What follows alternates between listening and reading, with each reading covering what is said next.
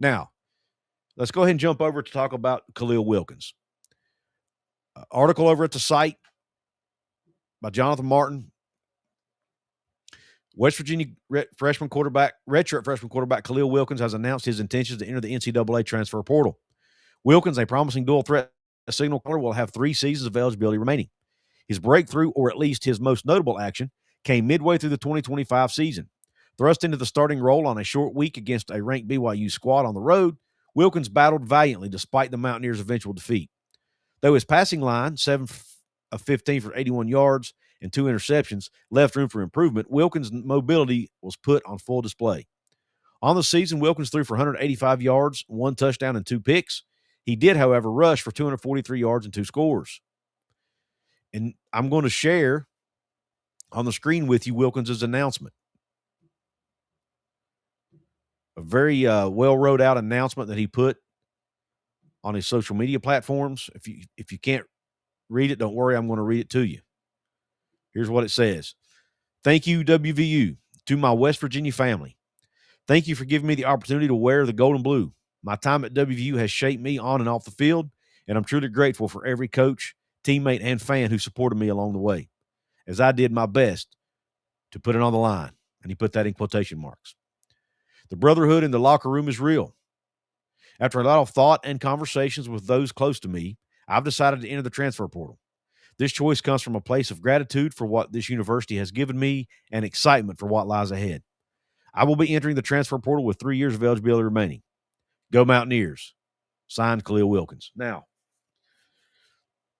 this is the third player technically that has starting experience in Morgantown. Obviously, Jaheim White was the big one that hit earlier this week. Dior Hubbard was right behind him the same day. And now Khalil Wilkins. Is this a big loss? I don't want to be disrespectful to Khalil Wilkins because I do think he's a good quarterback. And I do think he played well for the most part for West Virginia. And I do think he can succeed somewhere. But at the same time, I don't think losing him is going to be a detriment to the football team. I hope that makes sense. He was recruited by Neil Brown. You know, kudos to Khalil Wilkins. He stayed on, stayed loyal to West Virginia. Wanted to give it a try under Rich Rodriguez. Got a try. But, you know, for whatever reason, he feels like it's best for him to move on. And, you know, it's possible this could be a mutual decision. We don't know the answer. We never will know and don't really need to know. But, you know, they brought in 3 quarterbacks out of the high school ranks, or at least 3 that they're going to give a chance to play quarterback. Coach Rod mentioned that he'll probably get at least 1 out of the portal. We know, you know, there's still Scotty Fox so far. I mean, unless he announces he's leaving. Nico hasn't announced his intentions yet, even though rumors have speculated that he's going to leave. There's still, you know, Max Brown still in the room. Jalen Henderson potentially could come back for another year if he gets granted eligibility by the NCAA. But out of all of those, Khalil was probably my second or third choice as far as players I would rather see stay. And again, it's not a indictment on him at all. I just think as far as where he's at right now in his career versus the other guys, you know, he got a little behind because he did battle some injuries. He missed all of spring camp last year. That put him beyond the 8 ball. Even though he was technically his second year in the program, because of the new coach coming in, the new system coming in, he basically had to start over just like everybody else. And because he wasn't able to go through spring, he got behind. And Scotty Fox was able to surpass him, in my opinion. And Scotty Fox showed us a little bit more in his chances that he had to play. Khalil's a better runner than Scotty. But Scotty showed us that he's a better thrower of the football, in my opinion. I felt like he made better decisions with the football. He was more accurate with the ball. And even though Coach Rod needs a quarterback that's a great runner, you still have to be accurate passer when you do throw it. The 40% of the time you throw it, you need to be accurate, and Scotty is more accurate with the ball, and he's a good enough runner to run the offense. That's how I feel about it. So I wish Khalil the best. I'll be rooting for the young man.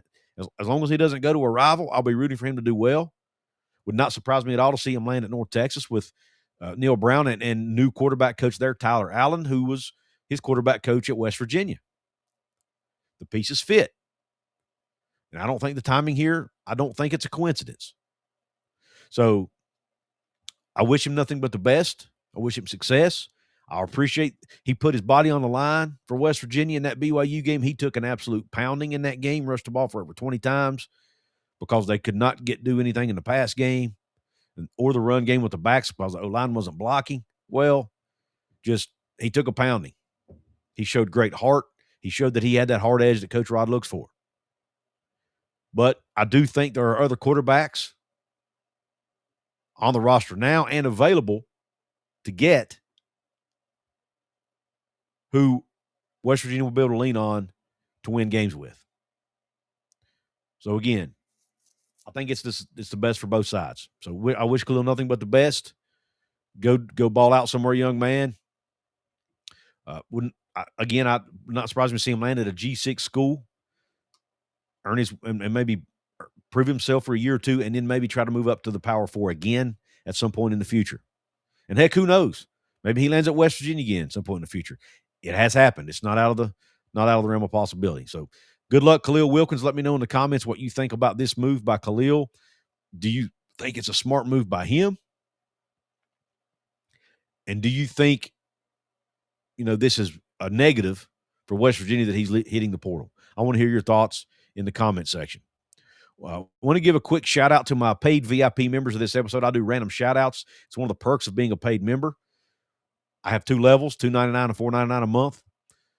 All members get shout outs. The club level comes with a couple other perks like merch discounts and early access to some content that I put out occasionally. So, but the random shout outs for this episode are CB Mitch 2, Bob Swanger, Appalachia Africa Twin, Cody Cutright, and David Cummings. Thank you all for your support. And if you can't afford to be a paid member, you can support me for free by dropping the comment below that I mentioned, by hitting the thumbs up button. That helps as well. YouTube loves interactions. They love likes. They love comments.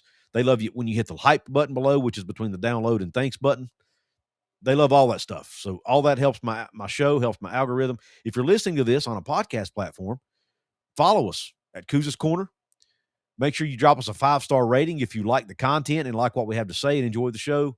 That goes a long way in helping us grow this thing here at Couz's Corner. And again, if you want to get your small business or your large business advertised here on the show or over at our website or over at our social media platforms at WV Sports Chat, hit me up.